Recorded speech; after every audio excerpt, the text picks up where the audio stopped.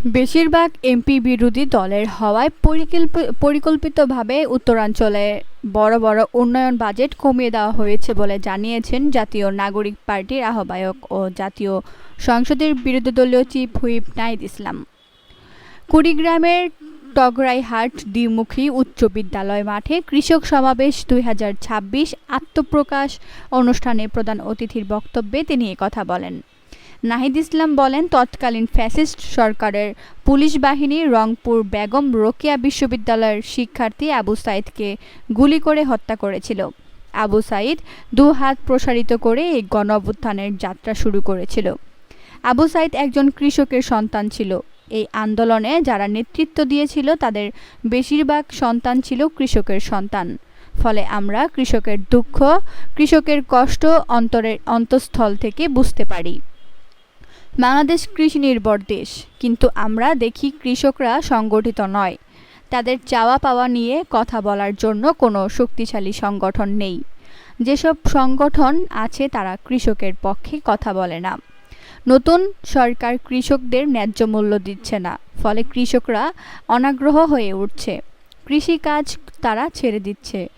উত্তরবঙ্গে যে অর্থনৈতিক বৈষম্য এই সরকার তা দূর করতে পারে নাই। তিস্তা পরিকল্পনা নিয়ে চীন সফর করেছেন প্রধানমন্ত্রী, কিন্তু কোনো অর্জন নিয়ে ফিরে আসতে পারেন নাই। তিনি বলেন, ওই উত্তরাঞ্চলের বেশিরভাগ এমপি যেহেতু বিরোধী দলের, ফলে পরিকল্পিতভাবে কুড়িগ্রাম, রংপুরের বড় বড় উন্নয়ন বাজেট কমিয়ে দেওয়া হয়েছে। বড় কোনো উন্নয়ন পরিকল্পনা নেওয়া হয় নাই। এভাবে জনগণের অধিকার বঞ্চিত করছে এই সরকার। আমরা এটা মেনে নেব না। এনসিপির আহ্বায়ক বলেন, আমরা মনে করি উত্তরাঞ্চলের মানুষ জুলাই গণ অভ্যুত্থানে জীবন দিয়েছে। তারা ভোট দিয়ে 11 দলকে জয়যুক্ত করেছে। আমরা তাদের ভোটাধিকার, অর্থনৈতিক অধিকার সবকিছু রক্ষা করব। এটা আমাদের দায়িত্ব। এটা আপনাদের কাছে আমাদের প্রতিশ্রুতি। নির্বাচনের আগে আমরা ওয়াদা দিয়েছি জাতীয় সংসদের আমরা সে কথা তুলে ধরব। কক্সবাজারের চকরিয়া, পেকুয়া ও মাতামুহুরীর বন্যা কবলিত এলাকা পরিদর্শনে গিয়ে বন্যা দুর্গত মানুষের কাছে দেরিতে পৌঁছানোর জন্য একাধিকবার ক্ষমা চেয়েছেন স্বরাষ্ট্রমন্ত্রী সালাউদ্দিন আহমেদ। আঞ্চলিক ভাষায় তিনি বলেন, আই দেরি গড়ি আইসি, আরে মাফ করে দিও। শনি ও শুক্রবার চকরিয়া উপজেলার ফাঁসিয়াখালী, কাকারা, লক্ষাচর, বড়ইতলী, পেকুয়া ও নবগঠিত মাতামুহুরী উপজেলার বন্যা কবলিত এলাকা পরিদর্শন, ত্রাণ বিতরণ এবং ক্ষতি পর্যবেক্ষণকালে স্থানীয় বাসিন্দাদের উদ্দেশ্যে তিনি একথা বলেন। স্বরাষ্ট্রমন্ত্রী জানান, বন্যার শুরুতে তিনি রাষ্ট্রীয় দায়িত্বে দেশের বাইরে থাকায় দুর্গত মানুষের কাছে দ্রুত আসতে পারেননি। দেশে ফিরে জাতীয় সংসদের গুরুত্বপূর্ণ অধিবেশনে অংশ নেওয়ার কারণে আরও কিছুটা বিলম্ব হয়েছে। তবে এই সময় জুড়ে সরকারের ত্রাণ কার্যক্রম অব্যাহত ছিল বলে তিনি উল্লেখ করেন। তিনি বলেন, আমি না থাকলেও আপনাদের জন্য সহযোগিতা থেমেছিল না।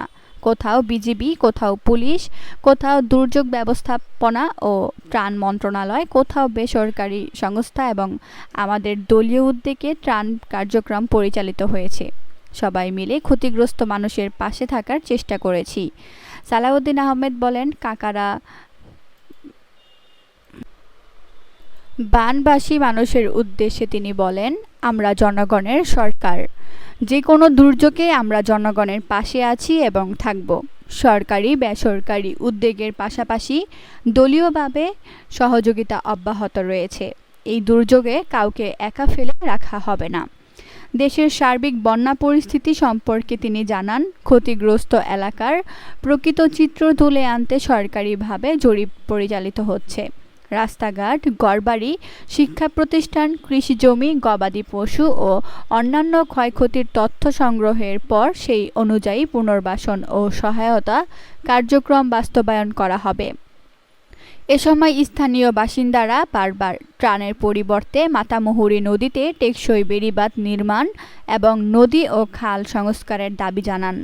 তাদের বক্তব্য মনোযোগ দিয়ে শোনেন স্বরাষ্ট্রমন্ত্রী এবং বিষয়টি সরকারের উচ্চ পর্যায়ে গুরুত্বের সঙ্গে উত্থাপনের আশ্বাস দেন।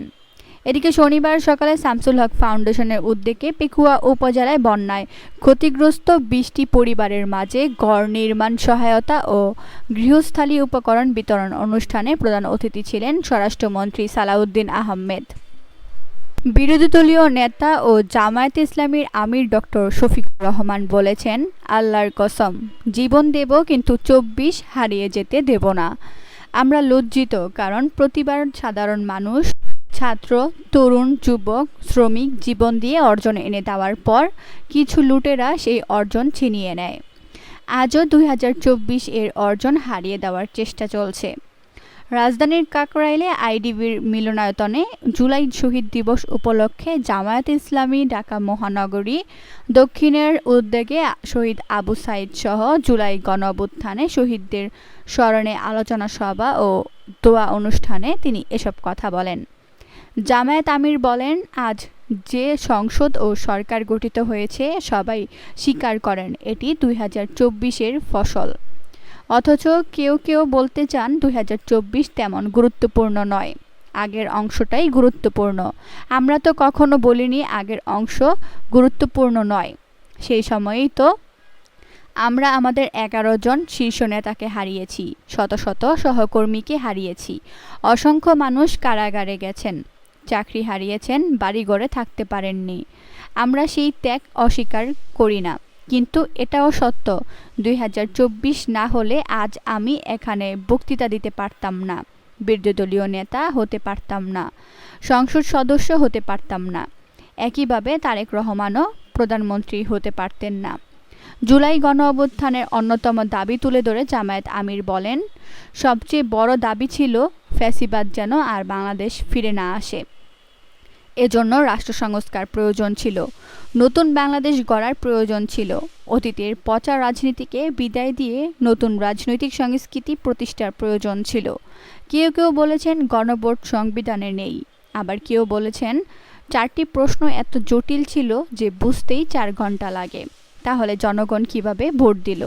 আমি বলি, এই ৪টি প্রশ্ন তো আগের প্রচার করা হয়েছিল, সব গণমাধ্যমে ব্যাখ্যা করা হয়েছিল।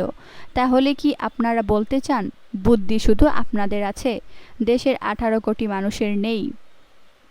এটা জাতিকে অপমান করার শামিল। আমি মূর্খ হতে পারি, কিন্তু আমার জাতি মূর্খ নয়। তিনি আরও বলেন, ৪টি প্রশ্ন যদি মানুষ বুঝতে না পারে তাহলে ৩১টি প্রশ্ন কিভাবে বুঝবে? এগুলো সব গোজামিল ও ভাওতাবাজি। ইতোমধ্যে একজন বলেছেন ভোটটা হয়ে যাক, তাই সব কিছু আগে মেনে নিয়েছিলাম। আরেকজন বলেছেন টোল মওকুফের কথা বলা হয়েছিল ভোট পাওয়ার জন্য। রাজনীতিবিদরা যদি এভাবে জাতির সঙ্গে প্রতারণা করেন তাহলে দেশের মানুষ যাবে কোথায়? যারা দেশ চালাবেন, আইন করবেন, তাদের ন্যূনতম নৈতিক মানদণ্ড থাকা উচিত।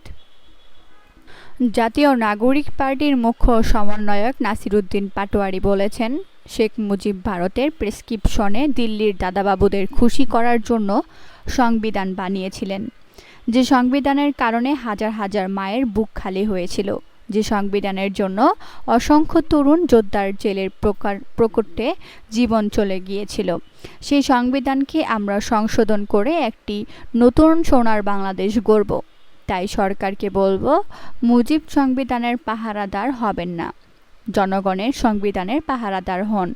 বুধবার রাতে জেলা এনসিপির উদ্যোগে জয়পুরহাটে শহরের রামদেও বাজলা সরকারি উচ্চ বিদ্যালয়ের সামনে তিনি এসব কথা বলেন। এনসিপির কেন্দ্রীয় নেতাদের অংশগ্রহণে জয়পুরহাটে বের হওয়া দেশ গড়তে জুলাই পথযাত্রা শেষে শহরের প্রাণকেন্দ্র শহীদ ডক্টর আবুল কাশেম ময়দানে আয়োজিত সমাবেশে প্রধান অতিথি ছিলেন নাসির উদ্দিন পাটোয়ারি।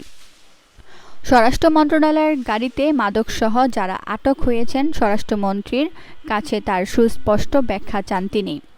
নাসির উদ্দিন পাটোয়ারি অভিযোগ করেন, জনগণের দাবি নিয়ে আমরা বিভিন্ন জায়গায় গেলে আমাদের অবাঞ্ছিত করা হচ্ছে। কেউ ডিম নিয়ে, কেউ ইট পাটকেল নিয়ে রেডি হচ্ছে, কোথাও বৈদ্যুতিক তার কেটে দেওয়া হচ্ছে। আজকে তারা আমাদের প্রতিহত করতে চায়। আগামী স্থানীয় সরকার নির্বাচনে কেন্দ্র দখলের চেষ্টা করা হলে সবাইকে লাঠি হাতে প্রস্তুত থাকতে বলেন তিনি। জামায়াতে ইসলামের রাজনীতির বৈশিষ্ট্য হলো ঘোলা পানিতে মাছ শিকার করা, তবে সেই চেষ্টা করতে গিয়ে দলটি নিজেরাই ঘোলা পানিতে পড়ে যায় বলে মন্তব্য করেছেন প্রধানমন্ত্রীর রাজনৈতিক উপদেষ্টা ও বিএনপির সিনিয়র যুগ্ম মহাসচিব অ্যাডভোকেট রুহুল কবির রিজভী। রাজধানীর যাত্রাবাড়ি মোড়ে ১৭ জুলাই যাত্রাবাড়ির প্রতিরোধ দিবস উপলক্ষে আয়োজিত এক সমাবেশে তিনি এ মন্তব্য করেন। সমাবেশে রিজভী বলেন, যারা ধর্মের নামে রাজনীতি করে তাদের আদর্শ কী?